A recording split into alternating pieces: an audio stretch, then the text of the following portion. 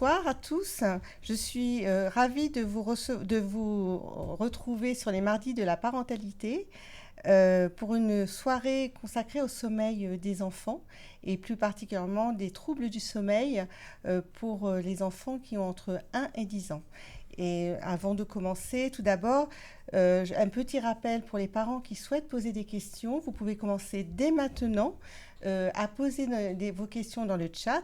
Alors, pour ceux qui ont un compte Gmail, vous pouvez aller directement sur le compte. Et puis, pour les autres, il y a un lien qui est inscrit sur la page d'accueil et vous écrivez dedans sur le pad. Voilà. Alors, après cette courte présentation, pour parler du sommeil, je suis ravie de vous recevoir, Monsieur Cantagrel. Vous êtes pédiatre, vous travaillez à l'hôpital de Chinon et vous avez la responsabilité d'une consultation pédiatrique consacrée aux troubles du sommeil des enfants. Alors, pour précision, cette consultation est unique sur le département, même sur la région. Et c'est une consultation qui est très, très fréquentée.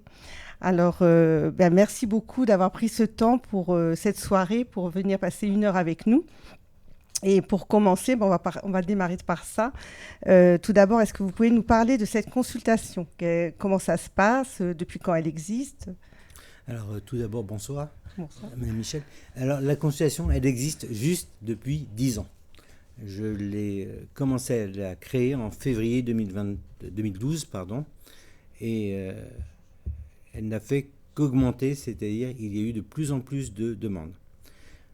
Et la consultation, elle est ouverte finalement à tout le monde, de 0 à 18 ans, c'est-à-dire aux enfants, sachant que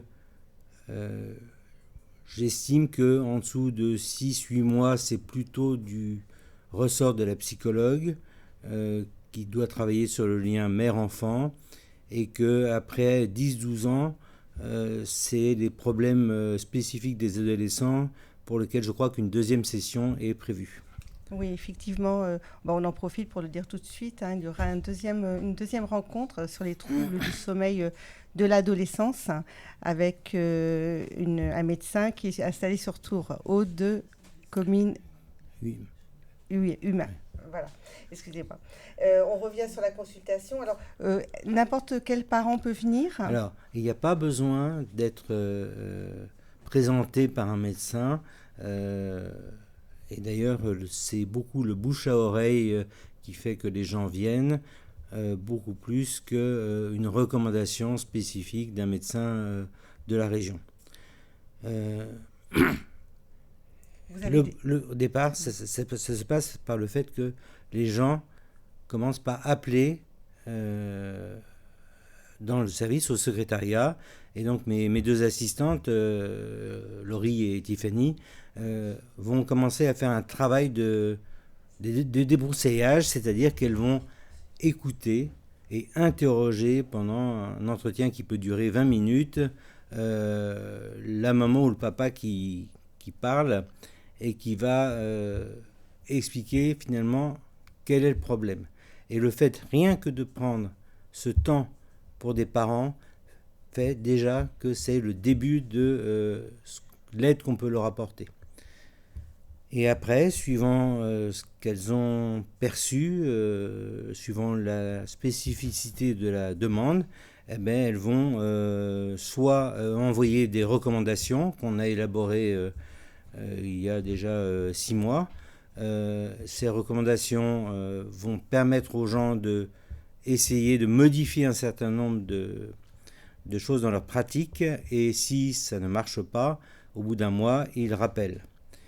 Et puis, parfois, elles voient que d'emblée, c'est un problème qui justifie un avis spécialisé d'un ORL, par exemple. Donc, dans ce cas-là, elles conseillent d'avoir d'abord l'ORL pour gagner du temps. Et puis, il y a les grands enfants aux alentours de 10 ans que je vois de manière systématique dès le premier appel. Et pourquoi c'est si important en fait de venir consulter ? Parce que c'est vrai qu'un enfant qui dort pas bien, c'est assez courant finalement, sur une semaine, 15 jours, 3 semaines.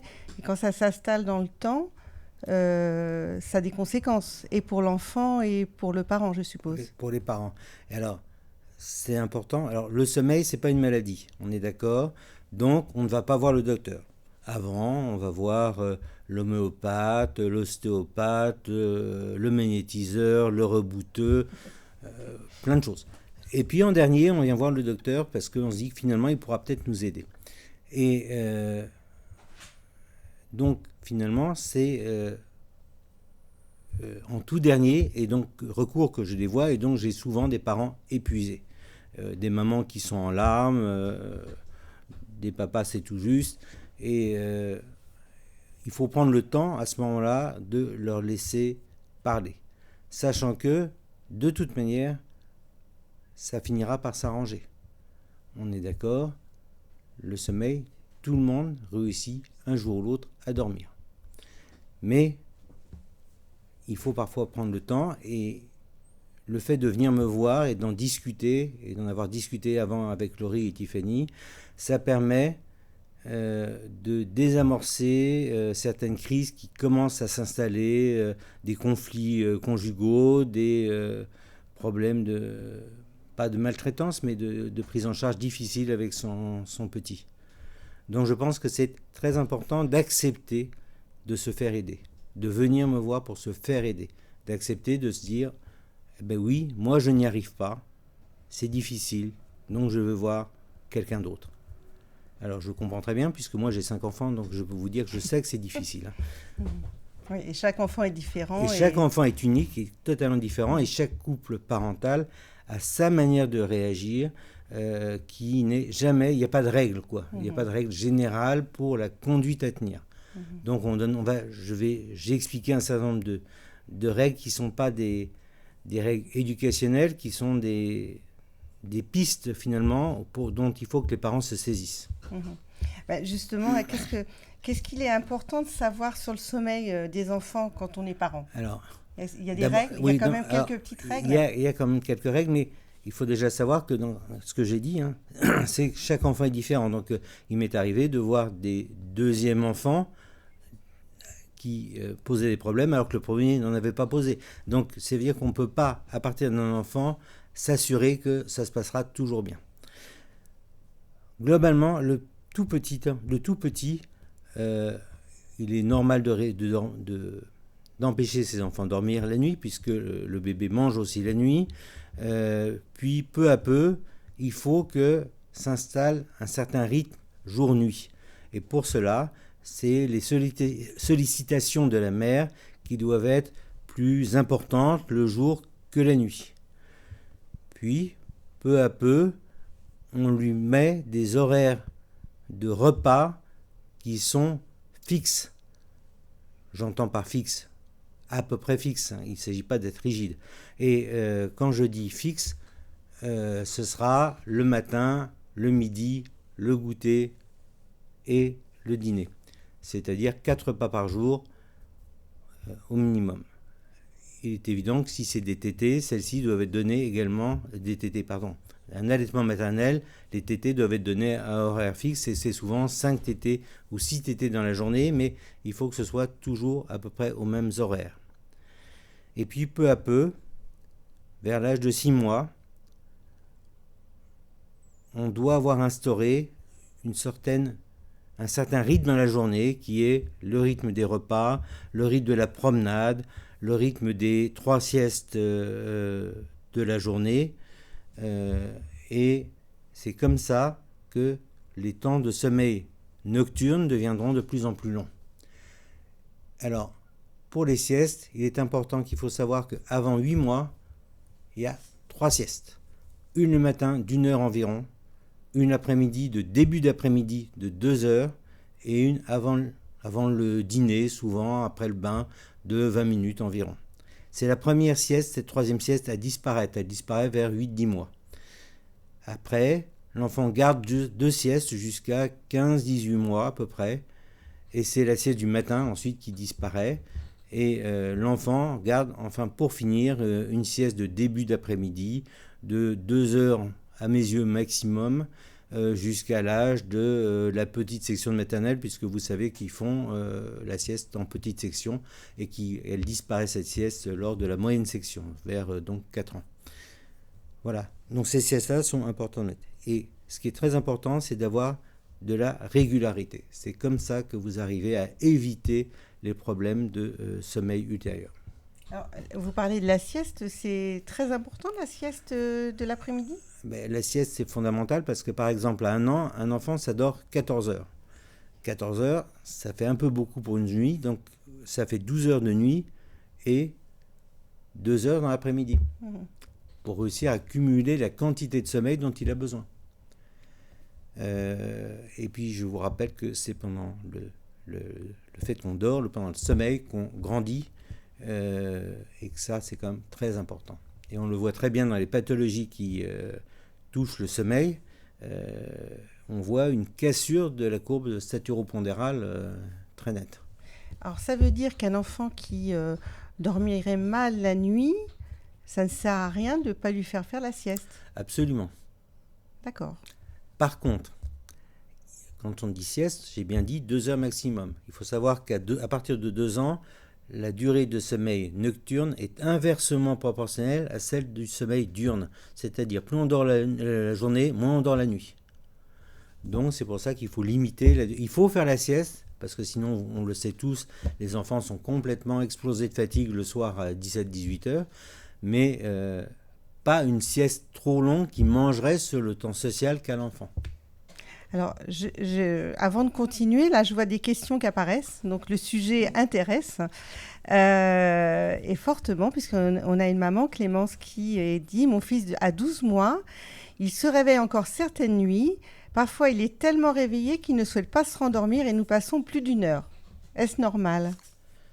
Alors,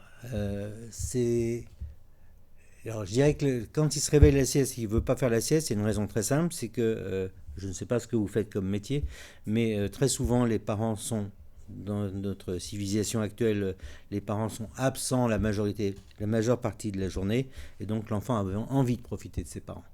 Et donc c'est normal qu'il ait du mal à faire la sieste à la maison, alors que chez la nourrice ou à l'école, il fait très bien la sieste. Alors là, on est quand même sur... Il se réveille la nuit, d'après ce que je... Voilà. La nuit, ça dépend à quel moment elle réveille et quelle est la nature de ce réveil. D'accord. C'est-à-dire, est-ce que c'est un réveil de début de nuit? Est-ce que c'est un réveil de fin de nuit? Comme le sont la plupart des réveils en dehors des terreurs nocturnes. D'accord. Donc là, on ne peut pas vraiment répondre à cette question. Il faudrait aller un peu plus loin pour savoir à quoi correspond ce réveil. Et pour finir sur la question, faites très attention à ça. L'enfant qui se réveille tôt, vers 4-5 heures, c'est très souvent qu'il a faim. Et à l'heure où tout le monde est obsédé par le risque d'obésité infantile, il faut faire attention à donner quand même des légumes, oui, mais des féculents aussi au dîner de l'enfant. Sinon, il va se réveiller à 4-5 heures en ayant faim. Ce qui est... Oui, la question du repas du soir est importante. D'accord. Alors, je vais vous poser encore une autre question. C'est ma fille de 3 ans et demi refuse de dormir. Dès que je suis à la maison, elle fait des rappels pendant des heures, se lève, allume les lumières. Elle veut que je dorme avec elle. Comment je fais? Là, ça prend un peu de temps. C'est d'abord... Si le papa est à la maison, il faut que ce soit le papa qui s'occupe déjà du coucher et pas que la maman. Parce que là, clairement, elle a un besoin de vous voir, vous. Et donc, il faut que le papa. Et ensuite, il faut mettre un certain nombre de règles. Il faut tout structurer, c'est-à-dire le rituel du soir, le coucher, avec quelques règles. Et donc, je vous rappelle à ce propos-là qu'un enfant se couche éveillé et seul. Ça veut dire qu'on ne dort pas avec lui dans le lit, on ne reste pas avec lui dans la chambre jusqu'à ce qu'il soit endormi, et on fait ça de façon la plus régulière possible. Une raison, on peut dire imagée, est assez simple. L'enfant dort avec sa maman qui est à côté de son lit, il s'endort, il se réveille 1 heure après, parce que les enfants, ça se dort comme nous par cycle, mais des cycles plus courts. et il se réveille, il ne voit plus personne, donc il hurle. C'est un peu schématique, je suis d'accord, mais c'est une bonne manière de retenir qu'il faut laisser l'enfant la possibilité de savoir s'endormir seul. Alors, quand vous dites ça, ça veut dire que c'est très tôt, finalement, qu'il faut prendre cette habitude-là. Absolument. D'accord. Mhm. Alors, on va revenir aux consultations, ce qui va nous permettre d'alimenter ce thème.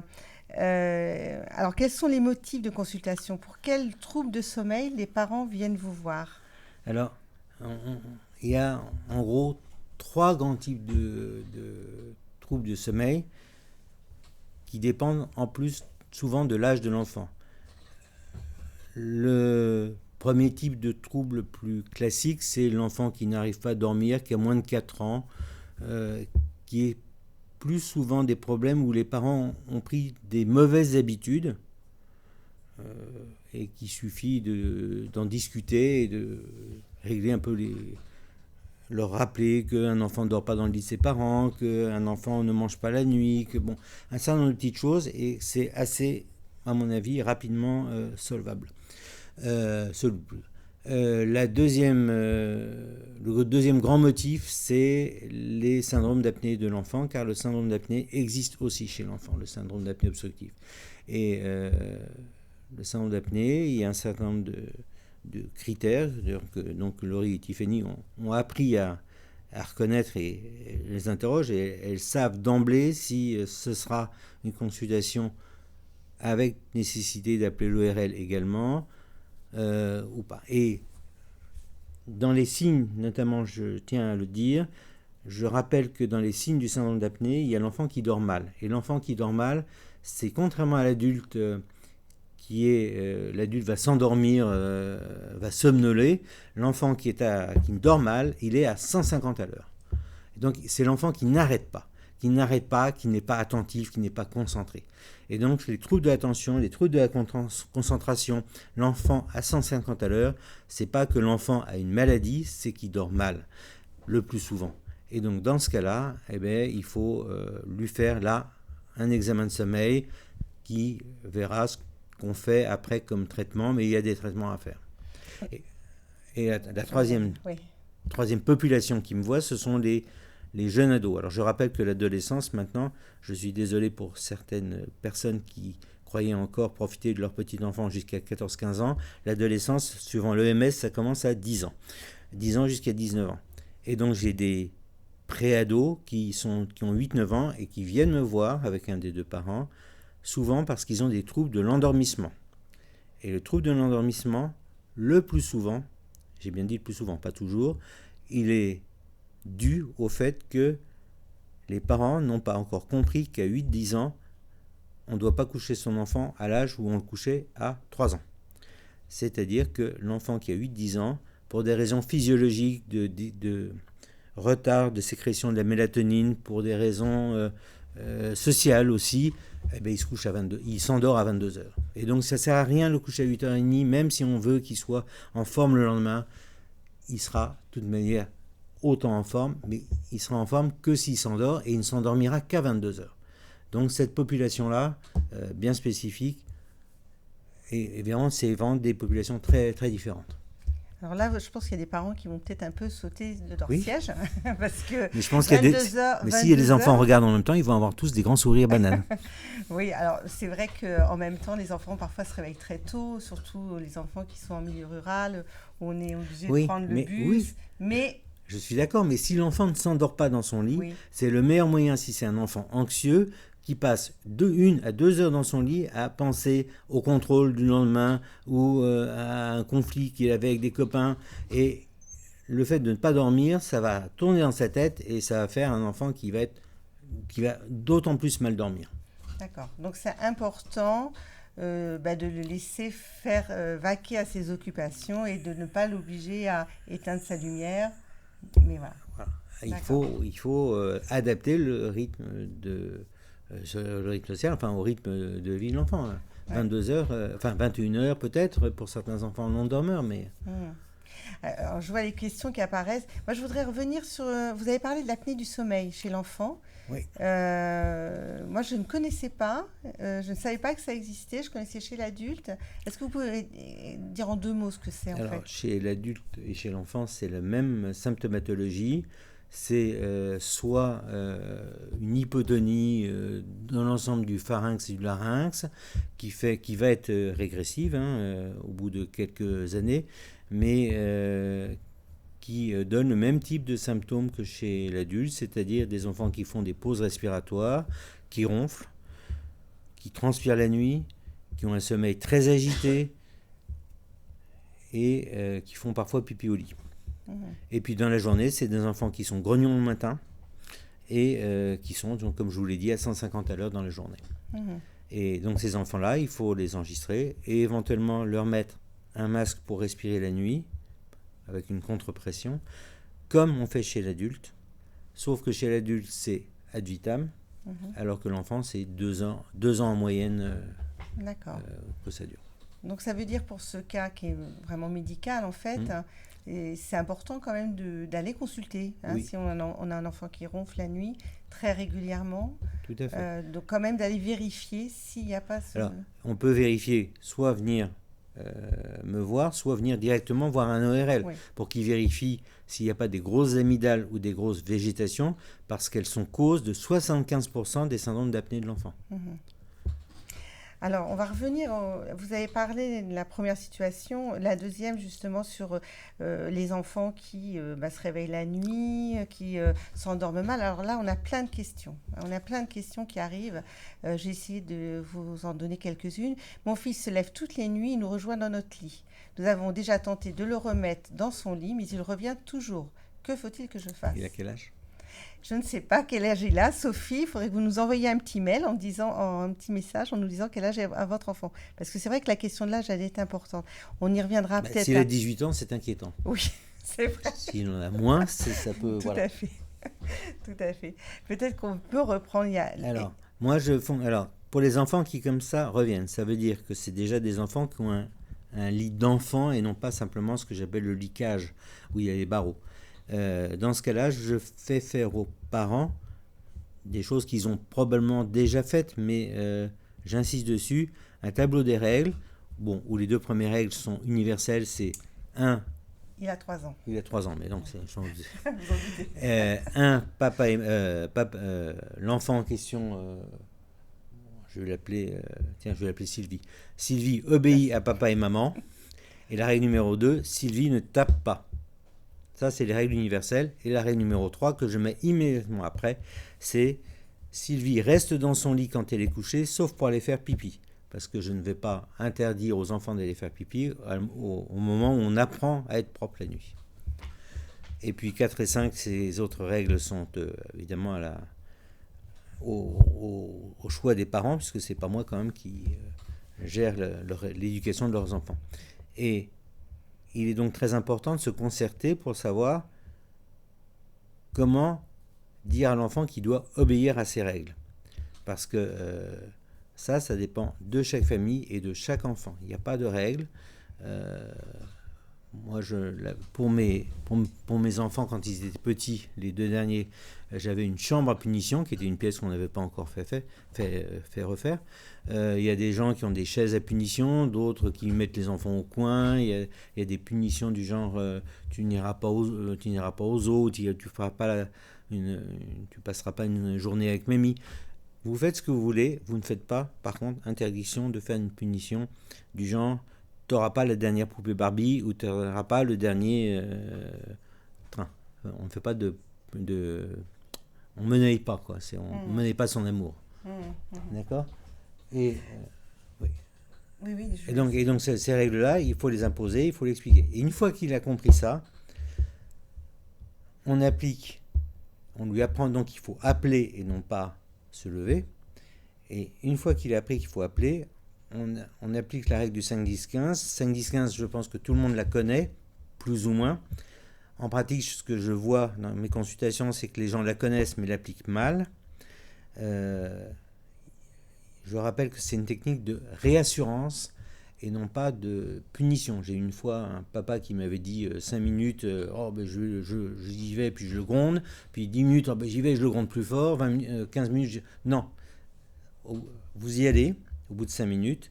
5 minutes, ça permet à l'enfant de se rendormir tout seul, ce qui arrive souvent. Et puis vous y allez et vous dites 2 choses. Sylvie, papa et maman t'aiment très fort, parce que l'amour, la nuit, on a besoin de redire des choses qui sont déjà évidentes le jour, mais la nuit, c'est différent. Et papa et maman ne t'abandonneront jamais, ils seront toujours là pour toi. Mais maintenant, c'est la nuit, tu peux dormir. Bonne nuit, Sylvie, à demain. Et ce qu'on ne fait pas, ni caresse, ni câlin, ni bisous, rien. La seule chose que vous faites, c'est leur donner sa tétine si elle est par terre, ou son doudou s'il est tombé. Dans 80% des cas, d'après ce que m'ont dit les gens qui j'utilise cette technique depuis 10 ans, ils disent que ça marche en 2 jours.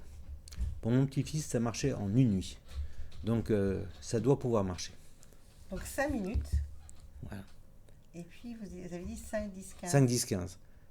Alors, ben oui, on y va au bout de 5 minutes. La première nuit, l'enfant repleure.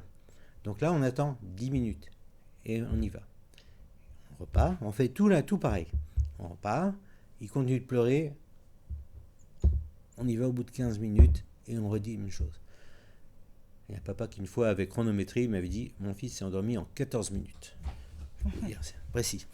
Et 5 plus 10 plus 15, ça fait 30 minutes. 30 minutes, c'est une demi-heure. Tout le monde s'endort en moins d'une demi-heure, en majorité, c'est-à-dire adulte comme enfant. Si à 15 minutes, ça ne suffit pas, d'abord, il faut que vous ayez la voix plus ferme. Et vous répétez 15 minutes, et puis toujours en ayant la voix un peu plus ferme. Il y a un moment où il faut dire à l'enfant, clairement, ça ne nous amuse pas du tout, quoi. Et il le comprend. D'accord ? Il est capable de comprendre. L'enfant est capable de comprendre beaucoup plus de choses qu'on ne le pense. Parfois, c'est long pour un parent d'attendre 5-10 minutes. Oui. Hein ? Alors, il y a une maman qui m'a inventé, m'a dit, docteur, 5, 10, 15, j'ai pas pu. C'est trop long pour moi. Elle m'a inventé le 2-4-8. Ben, vous faites le 2-4-8, c'est bien. Et puis j'ai lu dans un bouquin, vous faites le 3-6-9 si vous voulez. On a une question là de Claire qui dit « Est-ce que laisser pleurer les enfants 5 minutes puis 10 minutes, est-ce une bonne idée pour l'aider à s'endormir ?» Je crois que vous avez donné la réponse. Voilà. Mais on est bien d'accord, c'est pas le laisser pleurer pendant 1 heure, 1 heure et demie jusqu'à ce qu'il s'endorme d'épuisement. J'ai pas dit ça. En plus, 1 heure pour, quand je dis aux gens qui viennent en consultation, vous serez arrivé 1 demi-heure en retard, vous seriez excusé platement parce que vous êtes des gens bien élevés, mais vous savez qu'1 demi-heure, c'est pas grand-chose dans la vie d'un homme. Alors que pour un enfant, même 3 minutes, 5 minutes, 10 minutes, sans qu'on ait amorcé un début de réponse, qui consiste donc à venir, c'est l'éternité.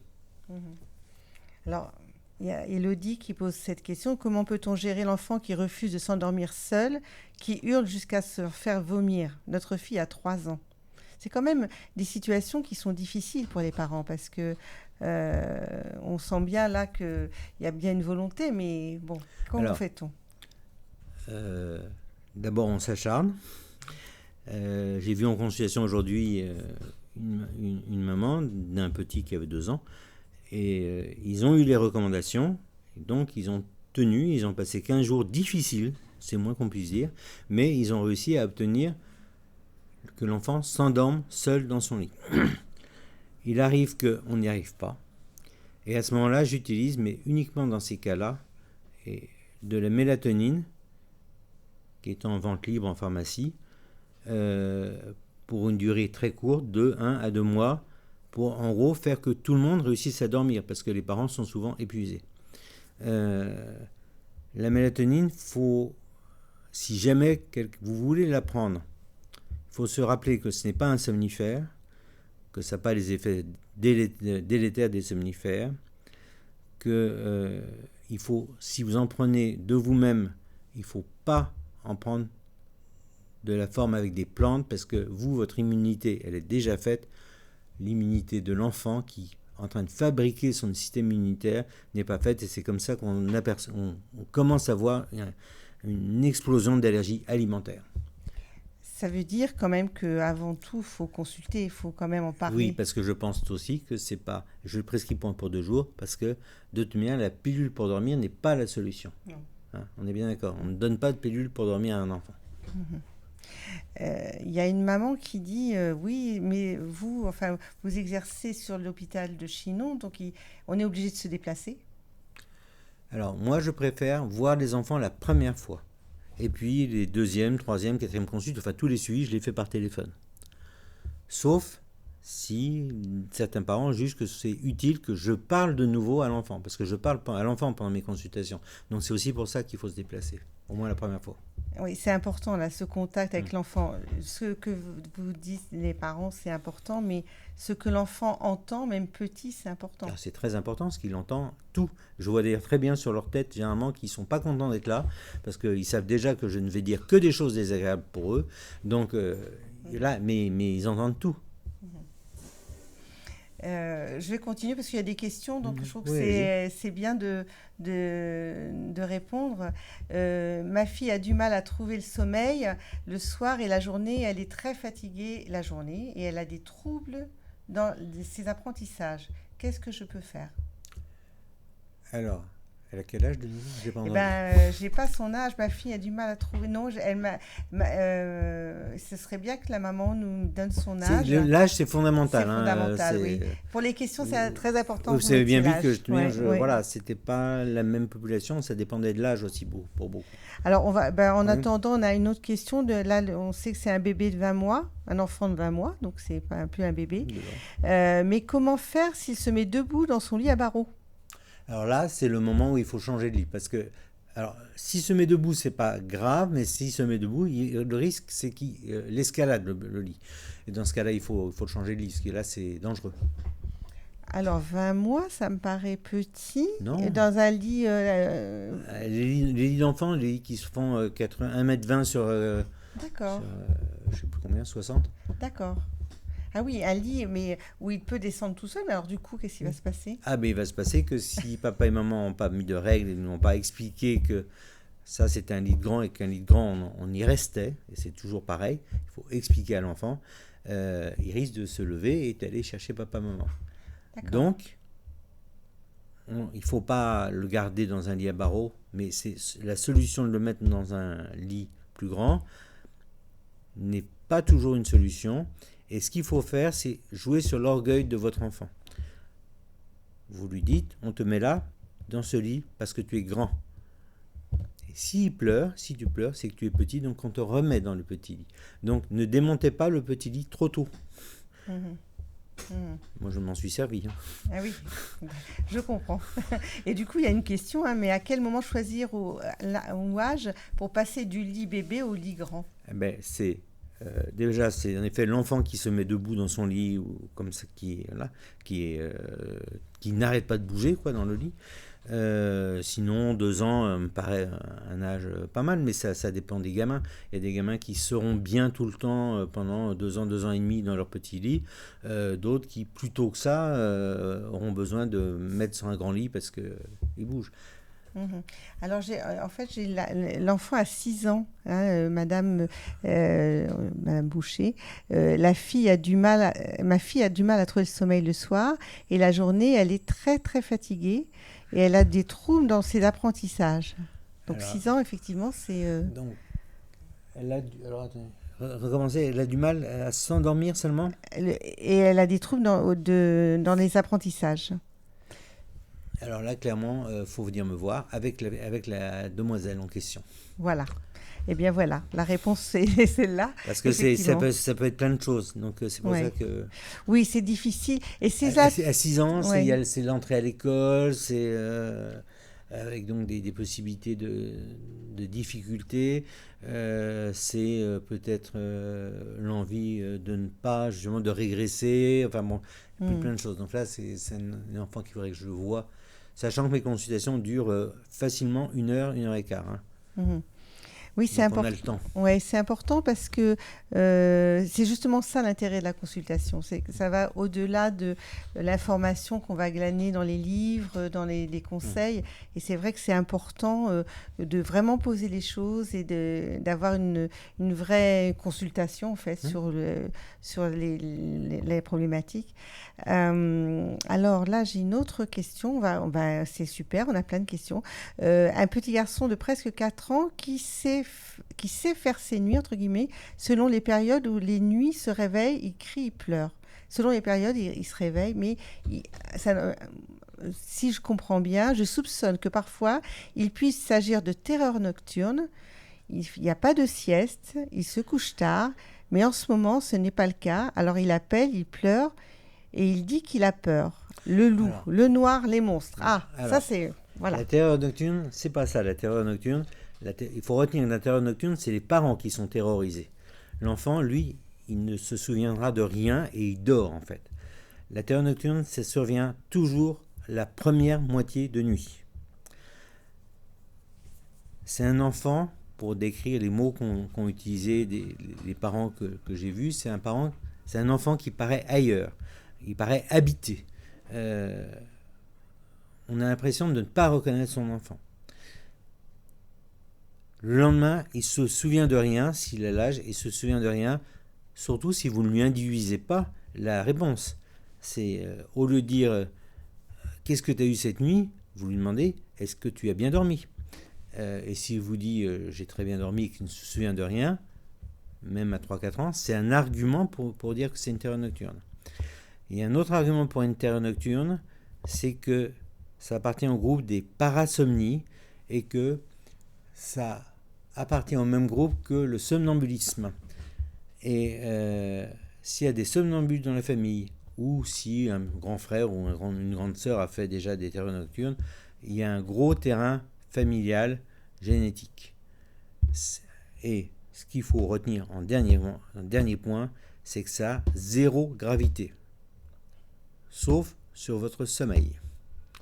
Sur le sommeil de l'enfant, pas du tout. Sur son devenir psychomoteur, aucun. Il y a juste vous. Et la chose qu'il faut faire, c'est, ouvrez les guillemets, apprendre à ne rien faire. Fermez les guillemets. Plus vous vous occupez d'un enfant qui a une terreur, plus la terreur se prolonge. Alors, si je comprends bien, par rapport au cauchemar, la terreur, c'est autre chose. Oui, c'est complètement autre chose. Ça n'a pas le même mécanisme. Et l'enfant qui fait une terreur, vous n'arrivez pas à le réveiller. L'enfant qui fait le cauchemar, il est réveillable facilement. L'enfant qui fait une terreur ne s'en souvient pas. L'enfant qui fait un cauchemar peut vous le raconter. L'enfant qui fait une terreur, ça va être à 22h, 23h. L'enfant qui fait un cauchemar, c'est à 6h du matin. Est-ce que ça a un rapport avec le fait que l'enfant peut avoir l'air éveillé? Est-ce qu'il a les yeux fermés, qu'il... Il n'a pas forcément l'air éveillé, mais quand vous regardez son regard, c'est pas l'enfant que vous avez. Son regard, il est ailleurs. D'accord, donc c'est aucun risque. Hein. Et par contre, la peur du loup, la peur des monstres? La peur du loup, la peur du monstre, moi je crois que la seule peur qui existe vraiment chez le petit, c'est la peur de l'abandon. La peur de l'abandon, c'est bien montré par des analystes et c'est bien montré par analogie chez les primates. La peur de l'abandon qui fait que votre enfant, quand il a 2 ans, commence à lâcher les jus de sa mère pour faire 2-3 pas, puis se retourne pour vérifier si elle est toujours là. Puis peu à peu s'aventure, et puis au bout de quelques semaines, quelques mois, il arrive à franchir la porte. Un dernier regard pour sa mère, il a tout le temps peur que vous disparaissiez. Donc la peur de l'abandon, c'est pour moi celle qui prime sur le dessus, et c'est à ça que sert aussi le 5-10-15. La technique de réassurance, c'est pour montrer que vous serez et vous êtes toujours là. Et autre chose, l'importance du rituel dont on n'a pas parlé, du rituel du soir bien structuré. Si vous racontez une histoire, une chanson, vous faites ce que vous voulez, tous les soirs, à peu près à la même heure, comme c'est pareil ce soir, que c'était hier, que c'était avant-hier, et que tous les matins papa et maman sont là, eh bien, ça veut dire que si ce soir j'ai encore ma petite histoire, demain matin papa et maman seront là. Et ça, c'est pas conscient, mais ça marche ça marche très bien. Alors, c'est une remarque qui a été faite, mais il y a beaucoup de questions. Donc, une maman qui disait que ma fille a bientôt 3 ans, elle se réveille toutes les nuits en m'appelant vers 2-3 heures du matin. Elle a un petit frère de 9 mois que j'ai peur qu'elle réveille, donc j'ai tendance à aller rapidement la voir. Alors, ça c'est une peur que les parents ont souvent, mais c'est pas toujours vrai. Moi j'ai des jumeaux, il y en a une qui faisait des terreurs nocturnes et je peux vous dire que ça s'entendait, et ben l'autre ne s'est jamais réveillé. Donc, pour vous donner un exemple, et les exemples comme ça sont légion, c'est-à-dire des parents qui me disent ouais, j'ai peur, et puis en fait quand je leur demande si vraiment il y a eu des réveils, ils me répondent que non. Après, pourquoi toujours 2-3 heures du matin? C'est à ça de réfléchir par rapport à l'heure du coucher, pourquoi c'est 3 heures. Peut-être que dans ce cas-là, vous pouvez inclure dans le rituel du soir la technique de réassurance, c'est-à-dire vous redites à votre enfant que vous l'aimez, même si vous lui avez dit 10 000 fois dans la journée, on est d'accord. Et vous lui redites une fois que vous ne l'abandonnerez jamais, vous serez toujours là pour lui. Et vous refaites quand il se réveille le 5, 10, 15 de nouveau et vous répétez. Car le 5, 10, 15 ça marche à l'endormissement, mais ça marche aussi pour n'importe quel réveil de la nuit. Alors, cette maman, elle rajoute, elle sait, ma fille, hein, donc elle sait aussi ponctuellement faire ses nuits complètes, mais je suis seule avec elle en semaine, cela devient très compliqué à gérer pour moi. C'est bien pour ça qu'on fait cette émission ce soir, parce qu'on sait bien que la question du sommeil, avec toute la volonté qu'on a en tant que parent, ça peut être épuisant. Il faut essayer d'abord faire un peu tout ce dont on vient de discuter déjà. Après, il faut savoir ce dont vous avez envie. Vous êtes seul la nuit. Est-ce que finalement ça vous plaît que votre enfant dorme avec vous ou pas? Parce qu'il faut bien savoir, on fait cette émission, je ne fais cette consultation que pour les gens qui ont une plainte. Si vous aimez dormir avec votre enfant dans votre lit, ça ne me regarde pas. Ça regarde simplement vous et votre enfant et votre mari. Mais de nouveau, je n'ai pas de règles à donner pour les gens qui n'ont pas de plainte. Donc, vous faites ce que vous voulez. Si vous voulez que je voie votre enfant, à ce moment-là, vous le faites. Et vous le faites. Vous venez me voir et vous lui dites avant que vous allez voir le docteur du sommeil pour qu'il explique que l'enfant, enfin pourquoi il ne faut pas qu'elle dorme dans le lit de sa maman. Et le fait de voir le docteur en blouse blanche, en ce que vous voulez, c'est parfois suffisamment impressionnant et marquant pour que les enfants modifient leur conduite. Tout à fait. Et là, il y avait un témoignage d'un parent disant l'enfant se réveille à 2 heures, 4 heures. On a beau essayer, ça ne marche pas. On essaye les méthodes, ça ne marche pas. C'est important ce que vous venez de dire, c'est que la démarche d'aller à une consultation pour ce problème-là, c'est très important pour l'enfant et pour le parent. Et pour les parents, pour qu'ils se sentent écoutés. Ouais. Et justement, c'est voilà, pour tout le travail qui est fait en amont de la consultation, d'écoute, et puis de venir me voir. Et il faut, quand vous faites quelque chose, ne pas partir battu. J'ai régulièrement des gens qui me disent « On a tout essayé. Ça ne marchera, rien n'a marché, ça ne marchera pas. » Qui viennent. Parfois, ça ne marche pas, d'accord.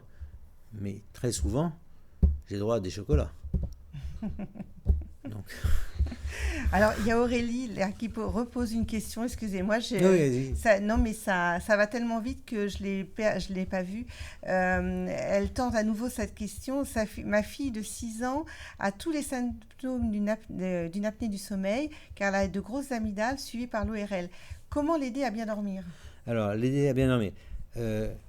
Suivant ce que dit l'ORL, il va vous dire, soit elles sont tellement énormes que je perds, soit il va vous dire, c'est pas une indication opératoire, ou bien il me faut un examen du sommeil pour prouver qu'il y a une indication, et clairement, vous venez me voir, enfin vous appelez, On programme une polygraphie, c'est-à-dire l'examen du sommeil, qui consiste à passer une nuit à l'hôpital avec maman ou papa, hein, jamais seul, et où on va enregistrer un certain nombre de paramètres, où je vais filmer votre enfant aussi, avec votre accord, et ça permet de compter le nombre d'apnées et voir s'il y a indication à opérer, s'il y a des grosses amygdales par exemple. Donc et dans un deuxième temps, s'il n'y a pas d'indication, je peux quand même l'aider justement en faisant un appareillage. On a une maman, excusez-moi parce que je vois, ça fait 3 fois qu'elle met un petit message en disant qu'elle a une fille qui est née d'une PMA et elle connaît son histoire et à 4 ans à peine, elle continue de se lever chaque nuit et plusieurs fois. Je la ramène à chaque fois, je ne peux pas faire les 5, 10, 15 puisqu'elle vient. Help, merci, est-ce qu'on peut faire quelque chose? On a vu un psychiatre qui l'a vu 30 minutes, est-ce suffisant? Voilà. Quelle chance ont vos patients? Enfin voilà, là je pense qu'on a un message d'une maman qui demande vraiment de l'aide par rapport à ce problème de sommeil. Alors, la première chose, c'est que vous allez téléphoner au numéro qui va apparaître du secrétariat pour qu'on puisse au moins se voir ou si vous êtes trop loin ou non motorisé, qu'on se parle par téléphone. Parce que vous dites un certain nombre de choses dans les antécédents de votre fille qui sont importants de discuter et de voir si vraiment ça peut être en cause dans les réveils réguliers qu'a votre fille. Et puis, je pense qu'on arrivera à une solution, mais à faire en prenant le temps de se parler face à face. Voilà, comme vous dites, c'est vrai que si vous pouvez venir prendre rendez-vous et venir physiquement, c'est sûrement le meilleur conseil qu'on peut donner parce que c'est aussi important, on redira que l'enfant puisse aussi entendre ce que vous dites. Je rappelle que je bosse en hôpital, donc c'est public et que je ne suis pas rémunéré à l'acte. Voilà, c'est une consultation qui est gratuite, c'est vrai que c'est important. Enfin, calcul de 23 €, remboursé par la Sécu. Voilà, c'est ça. Et c'est une consultation, mais alors qui est très très demandée, hein, puisque aujourd'hui il y a un certain délai, mais alors, en tout cas, le délai, vous l'avez réglé. Il a été pendant un temps, il y a 4 ans, jusqu'à 8 mois. Et puis comme je suis pédiatre et père de famille, je trouve que 8 mois c'est intolérable. On n'attend pas 8 mois pour régler un problème d'un enfant. 8 mois c'est quasiment une année scolaire. Et donc c'est avec ça qu'on a élaboré d'abord avec Christine et Sylvie, puis maintenant c'est Laurie et Tiffany, ce questionnaire et cette prise en charge téléphonique qui permet que maintenant le délai où je vois les enfants est environ 1 mois et demi. C'est quand même un gros bénéfice. Oui, et puis c'est important hein, qu'il puisse y avoir déjà une première écoute. On va continuer encore. Hein. Que faire quand l'enfant, le nôtre à 2 ans et demi, ne réclame que maman la nuit? J'ai lu des histoires de figure parentale principale. Alors, je ne vois pas ce que c'est que la figure parentale principale, mais par contre, ce qui est sûr, c'est que l'enfant s'attache au premier être humain qui s'est occupé de lui juste après la naissance. Alors, très souvent, c'est maman. Moi, pour ma fille aînée, ça a été moi, puisque ma femme avait été césarisée. Et donc, ça a été que moi pendant 3 ans, au point que ma fille m'appelait maman. Donc, c'est pour vous dire, donc, figure parentale principale, je ne sais pas, mais ce qui est clair, c'est qu'il ne faut pas accepter que l'enfant vous interdise de participer. Je pense que dans ce cas-là, si c'est possible, parce que les vies professionnelles ne permettent pas toujours cela, si c'est possible, vous allez le coucher ou la coucher à 2. Le câlin du soir, l'histoire du soir, tout c'est toute une histoire de famille. Tout on se fait ensemble. Et puis après, si vous avez par exemple 2 enfants, vous faites en alternance. Un coup maman, un coup papa. C'est pas l'enfant qui décide, c'est vous qui imposez. Et ça, c'est très important. C'est pareil aussi pour les histoires. L'enfant choisit son histoire, d'accord? Mais l'enfant choisit une histoire. Il n'en choisit pas 2, 3, 4, etc. jusqu'à ce que le rituel du coucher dure finalement 1h15 au lieu du quart d'heure qui doit durer. Aïda, elle le dit, j'habite à Montpellier, c'est la maman à qui vous avez conseillé de venir la voir. Donc, ça va être compliqué. Ben, sinon, c'est une belle villégiature. Hein. Voilà. Et bon, on a dit qu'éventuellement, vous pouviez aussi téléphoner. Alors, déjà. vous avez téléphoné, puis je pense qu'un jour l'hôpital va se mettre à la visio, mais ce n'est pas encore le cas. Mais téléphonez déjà au numéro, puis on fera beaucoup de choses par téléphone déjà. Alors, j'ai d'autres questions. Je les découvre en même temps que vous. Hein, donc, Oui, c'est parfois... j'ai un monsieur qui met un début de vie difficile. Peut-il être en cause la cause, alors, je pense, d'un problème de trouble de sommeil. Alors, ça dépend ce qu'on appelle un début de vie difficile. Moi, au départ, j'étais réanimateur avant. Donc, des débuts de vie difficiles, j'en ai vu beaucoup. Et je pense que c'est pas en soi le début de vie difficile qui est la trouble du sommeil, c'est le lien entre la mère et le père et l'enfant qui peut être un peu perturbé.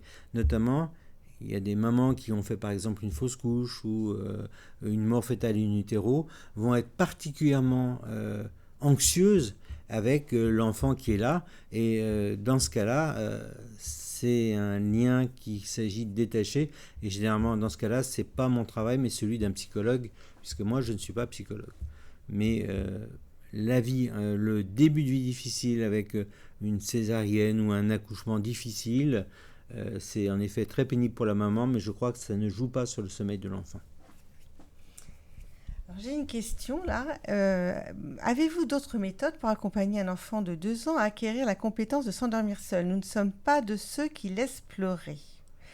En lien avec les études neurosciences, est-ce que, en fait, laisser pleurer un enfant représente un risque? Alors, tout le problème des études neurosciences, c'est que c'est blanc ou noir. On passe du laisser pleurer pendant, qui est de la génération où quand moi j'étais petit, on laissait pleurer les enfants, voire d'une demi-heure, 2 heures, 3 heures, enfin bon, à maintenant il ne faut pas qu'ils pleurent plus de 1 minute 50 parce que sinon ça va faire des dégâts dans son plan cérébral. Je pense il faut nuancer et derrière le 5, 10, 15 ou le 2, 4, 8 si vous voulez, parce que finalement c'est un peu plus dans votre sens, vous répondez très vite. Et le fait de 2, 4, 8, je vous dis, ou le 5, 10, 15, ça marche en 24 à 48 heures. Et donc je pense que à mes yeux, je pense qu'il n'y a pas de risque à laisser pleurer un enfant aussi peu de temps. Mais je sais que j'ai convaincu comme ça une amie qui avait sa fille et qui est psychologue, hein, donc elle a eu du mal à entendre ce que je disais, mais son mari, lui, l'a entendu. Et, par rapport à la question précédente sur un début difficile, là, donc la personne a précisé effectivement qu'il y avait eu une réanimation néonatale. Donc il se posait la question effectivement de l'incidence sur le sommeil. Mais vous avez répondu. Voilà, j'ai répondu et moi je crois vraiment que le début de vie difficile, là, il est difficile pour les parents. Parce qu'en effet, avoir son enfant en réanimation, je sais pertinemment que c'est quelque chose de très traumatisant pour eux, qui ne correspond pas du tout au schéma qui s'était imaginé de la naissance de leur enfant et qui est au contraire, il est transformé dans un milieu complètement technique et donc c'est très utile, mais pas tellement pour l'enfant. À la réserve, parfois, il y a des enfants qui se réveillent à heure précise et on peut se demander pour ces enfants-là qui étaient en réanimation si c'est pas l'heure des tournées des infirmières de nuit ou des réveils ou des bips des machines. Mais je n'ai pas d'argument pour l'instant. Alors, on a beaucoup de questions sur... là, j'ai mon fils de 16 mois, donc c'est la maman qui met... Mon fils de 16 mois ne s'endort pas seul dans son lit. Avec papa, il s'endort vite et dans son lit. Avec maman, c'est long et dans les bras. Dois-je le laisser pleurer dans son lit? Comment faire? Si papa est là, il faut l'endormir. Il faut demander à papa. Seul. Non, pas seulement à papa, tous les deux ensemble.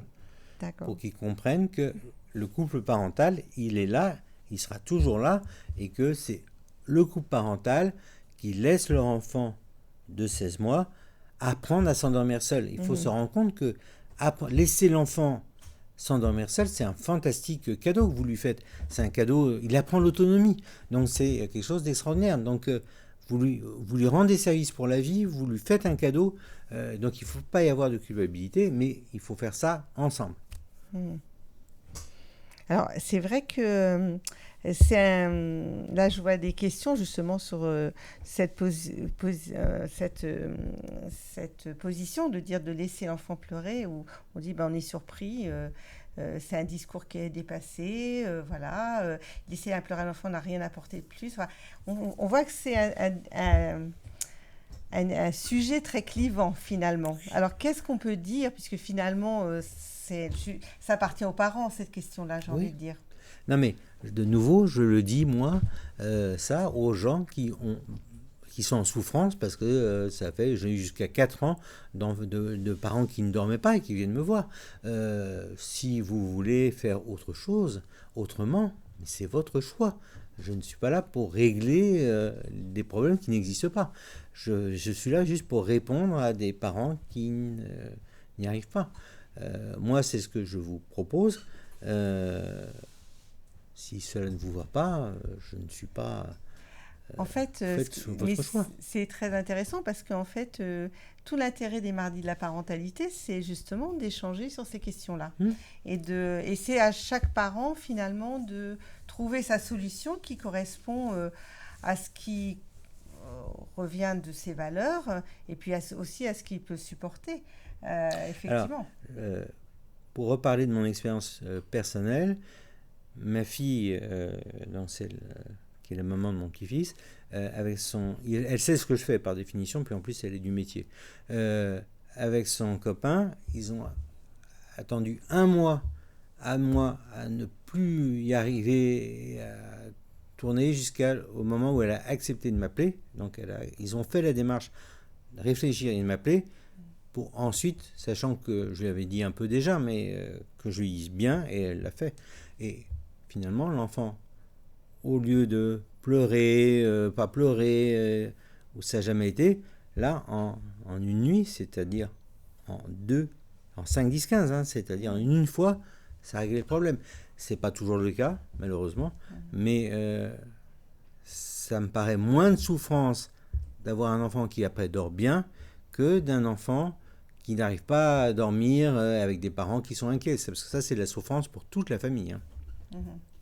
On a une maman qui dit « Mon fils de 3 ans, bientôt, n'a jamais dormi plus de 10 heures la nuit, même tout petit, pour 1 à 2 heures de sieste. Est-ce que c'est suffisant ? Par période, alors, il peut également rester 3 heures éveillé la nuit sans se rendormir. » Alors, il y a deux choses. La moyenne, 3 ans, vous m'avez dit. Donc la moyenne vers 3 ans, c'est 11 heures par nuit et 2 heures de sieste. Mais il faut savoir qu'il y a des courts dormeurs des longs dormeurs. Le court dormeur va dormir moins que la moyenne des enfants de son âge et être malgré cela très en forme. Il va continuer, il va jouer, il va être en forme, il ne va pas être cerné.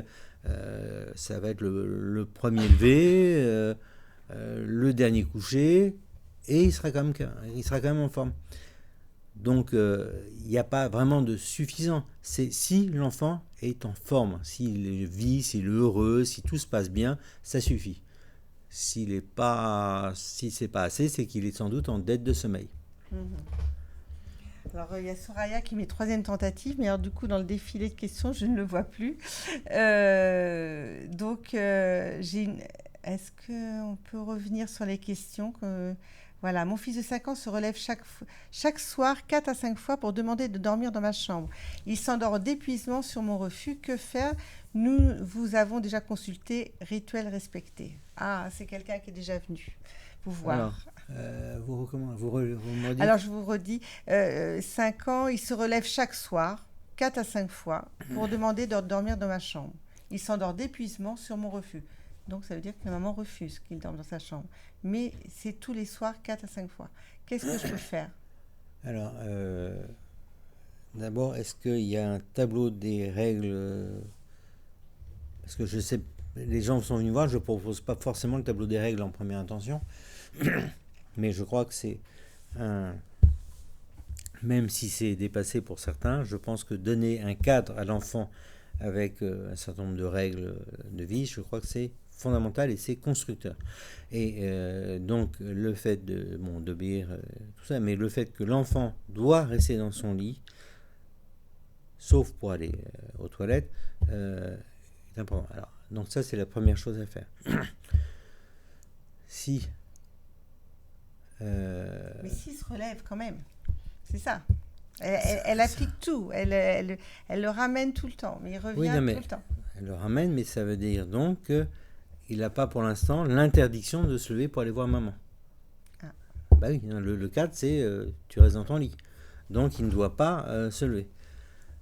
S'il se lève malgré cela, parce que c'est important de savoir pourquoi. Est-ce qu'il est angoissé? Est-ce que...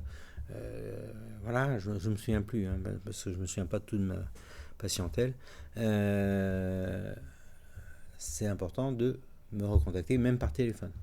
D'accord. Alors Soraya, voilà, vous donnez un petit coup de fil, vous dites que vous avez participé à la réunion, à la conférence de ce soir, et puis que effectivement, voilà, c'est compliqué de répondre. C'est un exercice qui est compliqué parce que finalement, c'est un peu à l'encontre de ce que vous faites, parce que vous avez besoin de voir les parents et l'enfant. Oui, et de prendre le temps. Et prendre le temps. Et là, en 1 heure, on essaie de décrypter, en tout cas, de donner des pistes un petit peu pour chaque parent, pour essayer de trouver des solutions, et puis peut-être consulter, effectivement. Alors, on a vu plein de questions. Moi, j'en avais quelques-unes. Alors, on parle beaucoup des écrans pour les enfants. Est-ce qu'il y a des règles pour vous en tant que pédiatre par rapport au sommeil qui vous semblent incontournables par rapport aux écrans? Alors, il y a les règles qui sont établies par le pédopsychiatre Serge Tisserand, qui sont un bon exemple. C'est avant 3 ans, pas d'écran. Et puis ensuite, 3 ans, 6 ans, 9 ans, 12 ans, il y a des règles qui tournent au fur et à mesure avec... le principe, c'est finalement que l'écran, il doit être accompagné, il ne doit pas être seul. C'est-à-dire qu'on ne met pas un enfant devant un écran pour faire autre chose, pour gagner du temps. On doit être là avec l'enfant. La deuxième chose, c'est que il y a la règle des 4 pas aussi. Et la 4 pas, ça veut dire qu'il faut qu'il n'y ait pas de télé dans la chambre, ou du moins pas d'écran dans la chambre, et pas de télé avant le petit déjeuner, parce que ça, il est clairement montré que ça gêne, ça altère l'apprentissage dans la journée. Et puis, à mes yeux, mais ça c'est... À mes yeux, comme ce qui est marqué, c'est pas de réseau social avant 12-13 ans, et avant, surtout, accompagner-les quand ils arrivent au niveau des réseaux sociaux, pour leur apprendre les règles et leur faire comprendre les dangers. Alors c'est vrai que c'est un sujet qui revient régulièrement, le fait de ne pas voir d'écran avant de se coucher. Parfois c'est compliqué parce que justement c'est après le repas, un petit dessin animé, et ça c'est des choses... De nouveau, c'est quand c'est un petit dessin animé qui va durer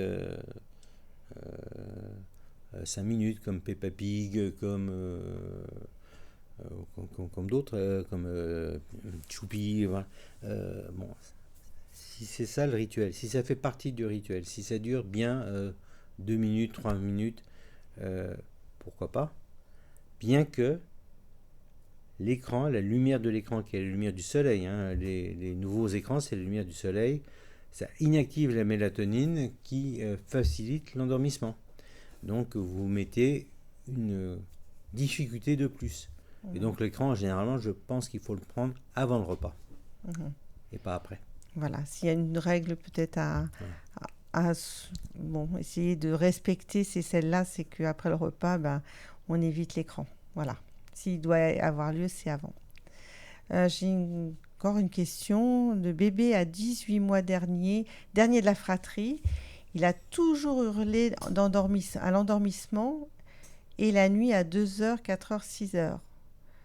suivi il y a peu pour un PTI. On a tout essayé. Que faire? Merci. Mais Alors, c'est tout le problème de- quand les gens disent on a tout essayé, c'est ce que je vous disais tout à l'heure, c'est que les gens me disent d'emblée on a tout essayé. C'est-à-dire d'emblée les gens partent, on n'y arrivera pas. C'est pas comme ça qu'il faut commencer. C'est pour dire il faut qu'on essaye autre chose. Et rien que l'envoi par exemple de l'agenda de sommeil que font donc Laura et Tiffany, elles envoient un agenda de sommeil pour que les gens notent l'heure du coucher, l'heure d'endormissement, l'heure du réveil, l'heure du lever et les éventuels biberons la nuit. Rien que le fait de faire un agenda bien précis, souvent amène les parents à réfléchir sur ce qu'ils font et se rendre compte qu'ils croyaient tout faire. Ils croyaient tout faire, mais qu'en fait, ils ne font pas exactement ce qu'ils pensaient. Et donc, je pense qu'il ne faut pas partir en disant on a tout essayé. Il faut se reprendre, dire qu'est-ce qu'on a essayé, et éventuellement, après, réfléchir et puis éventuellement me téléphoner. alors, cette personne, elle a rendez-vous. Ah, c'est très bien. Rendez-vous à venir, donc je pense que voilà, ça c'est une bonne transition. On a une maman qui dit mon enfant de 9 ans ne s'endort jamais seul, il faut rester avec lui parce qu'il a peur. 9 ans 9 ans. Alors, d'abord, ce qu'il faut regarder, c'est les horaires de coucher. Ensuite, il existe des enfants anxieux, et notamment, une des choses qu'il ne faut pas faire. Mais bon, là, je vais un petit peu au-delà de ce que je suis autorisé, puisque je dis parfois des choses sur lesquelles moi je pense qui sont un peu contre plus de ce que je devrais juste dire, mais je pense qu'il ne faut pas laisser vos enfants regarder des informations le soir à 20h. C'est une demi-heure d'horreur. Et donc, j'ai eu des enfants qui étaient traumatisés et qui, alors après, pour retrouver un sommeil, ça devient très difficile. Donc, 9 ans, il faut être sûr de savoir pourquoi il a peur. Il faut essayer de savoir pourquoi. Donc, ça peut être intéressant de voir un psychologue. Et ensuite, il y a une autre chose. Alors, dans les choses qu'il faut travailler, il faut que l'enfant il ait le temps de parler avec papa-maman. Je sais, vous le faites sûrement, mais posez-vous la question de savoir s'il a un moment où il peut avoir un moment seul avec papa-maman pour dire ce qui a été et ce qui n'a pas été. Et ensuite, je pense utile de faire dans ce cas-là un carnet de gratitude, c'est-à-dire que l'enfant, tous les soirs, me marque trois éléments qui se sont bien passés dans la journée, ce qui fait qu'il s'endort sur un souvenir positif. Ça, il faut le faire pendant 2-3 semaines. Et je pense que c'est une bonne stratégie.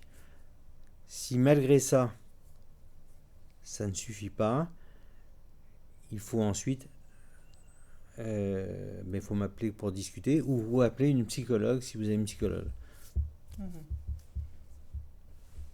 Très bien. Moi, j'avais une petite question qui concernait les enfants qui parlent dans leur sommeil, qui frottent les dents. Est-ce que c'est important? Est-ce que c'est... La soliloquie, somniloquie, le fait de parler dans son sommeil, ça n'a aucune importance. D'accord. Bon. C'est également une parasomnie, comme les somnambulistes, les terreurs nocturnes, mais ça n'a vraiment aucune importance. Le bruxisme, donc le fait de se frotter les dents, ça n'a aucune importance tant que c'est des dents de lait. S'il continue le bruxisme alors qu'il a des dents définitives, il faut voir le dentiste pour qu'éventuellement il mette des gouttières protectrices. D'accord. Alors, une dernière question. Notre enfant a 12 mois et il fait des otites à répétition. Il doit se faire poser des diabolos prochainement. Est-ce que cela peut-il résoudre les problèmes de sommeil? Alors, les otites chroniques font partie des 4 grandes pathologies somatiques qui donnent des troubles du sommeil, donc les otites chroniques. Il y a aussi l'asthme ou les bronchiolites, plusieurs bronchiolites, l'asthme, le reflux gastro-œsophagien et le fait d'avoir un gosse qui, dès que vous le couchez à plat dos, hurle. Il faut se poser la question de s'il n'a pas du liquide acide qui remonte dans la bouche. Et un très bon signe aussi qui doit vous mettre la puce à l'oreille, c'est que l'asthme de l'enfant ou le RGO ont un signe commun, c'est la toux nocturne. C'est pas normal de tousser la nuit, sauf quand on est malade ponctuellement. Et donc un enfant qui tousse la nuit, c'est que il y a quelque chose qui gêne dans là, ou alors il y a une hyperactivité bronchique. Donc dans ce cas-là, il faut absolument consulter.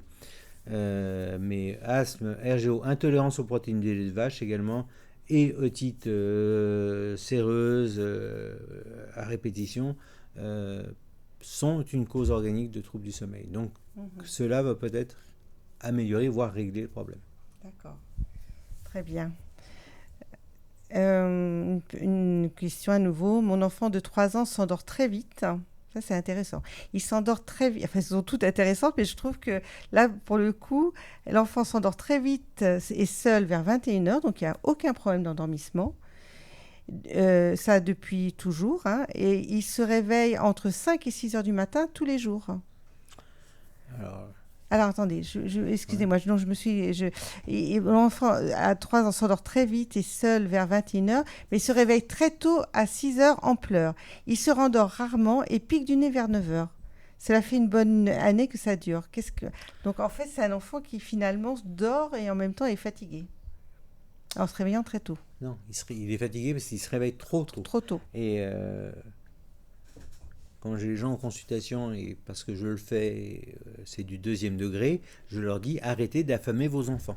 C'est-à-dire que clairement, c'est qu'il se réveille à 6 heures, c'est qu'il a encore faim, et donc il faut lui donner le soir des légumes et des féculents pour qu'ils tiennent jusqu'au matin. D'accord, ça c'est quand même très important. Hein. C'est des choses assez finalement peut-être assez basiques, mais auxquelles on ne pense pas forcément. Bon, ça sera la dernière question. Hein, notre fille de 3 ans se réveille depuis toujours vers 5-6 heures du matin tous les jours. Est-ce que ça va changer, se décaler avec l'âge, car aujourd'hui, on est épuisé?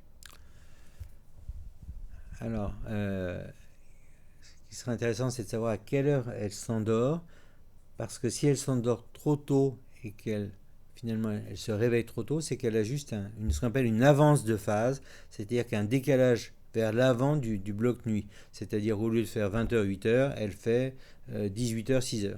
Ou 17h, 5h. Bon, ça, j'ai pris des exemples un peu caricaturaux. Donc ça, c'est la première chose. La deuxième chose qu'il faut savoir, c'est qu'elle peut avoir un chronotype du matin. Alors, vous savez qu'on a des chronotypes du matin, comme on peut avoir des chronotypes du soir. Le chronotype du soir, qui est le plus fréquent, c'est coucher tard, lever tard. Et typiquement, c'est les adolescents. Mais c'est aussi d'autres personnes qui peuvent l'être à la vie adulte ou plus jeune. Et le chronotype du matin, c'est celui qui se couche volontiers tôt, mais se lève très tôt. Et si c'est le cas, il faut juste lui apprendre à jouer dans son lit. Parce que c'est dans sa nature, enfin, elle est comme ça, donc il n'y a rien à faire. Bon, après, il faut quand même vérifier, mais je suppose que ça a été fait. De nouveau, ce que je venais de dire à la question d'avant, c'est est-ce qu'elle n'a pas faim ? Est-ce qu'elle a suffisamment mangé? Mais il peut y avoir des chronotypes, et sur les chronotypes, on ne peut pas jouer, parce qu'on est né comme ça. Donc voilà. Et oui, Benoît, ça va être compliqué si c'est ça. Effectivement, vous êtes obligé de vous réveiller tôt, ou en tout cas l'habituer à rester seul c'est ça, et prendre le temps. À prendre le temps. Voilà. À quel âge? 3 ans. À 3 ans, ici, il faut qu'elle apprenne déjà à respecter le sommeil des autres. Je pense que dans les règles, vous pouvez mettre aussi obéir à papa, maman, ne pas taper, et puis vous pouvez mettre en règle numéro 3, respecter les autres. Et le fait de respecter, c'est on ne réveille pas papa, maman, on ne réveille pas petit frère, grande sœur, voilà. Et ça s'apprend. Eh bien, merci beaucoup. De rien. C'était très intéressant. Puis merci à vous d'avoir posé toutes ces questions, parce que du coup, ça nous a permis de construire cette soirée à partir de vos interrogations. Et puis, je ne sais pas si on a répondu à toutes vos questions, je l'espère. Et vous avez la possibilité de continuer, si besoin, de prendre rendez-vous en une consultation, de vous renseigner, d'échanger. Et voilà, donc merci. Il y aura une deuxième session sur le sommeil qui aura lieu le 26 avril, comme je disais au départ, et qui sera consacrée plutôt au sommeil des adolescents, trop ou pas assez. Voilà. Et puis, je vous rappelle que la prochaine conférence sera sur l'épuisement parental et la prévention du burn-out parental. C'est une conférence qui sera animée par Isabelle Roskam, qui est une docteure en psychologie en Belgique, qui est spécialiste du burn-out parental et qui nous réserve une soirée très intéressante aussi sur le phénomène de l'épuisement parental et comment le prévenir et en tout cas comment arriver à sortir parfois de situations très compliquées. On vous remercie beaucoup d'avoir participé à ces échanges et puis on vous donne rendez-vous au 22 mars. Merci. Merci Monsieur Candagrel. De rien.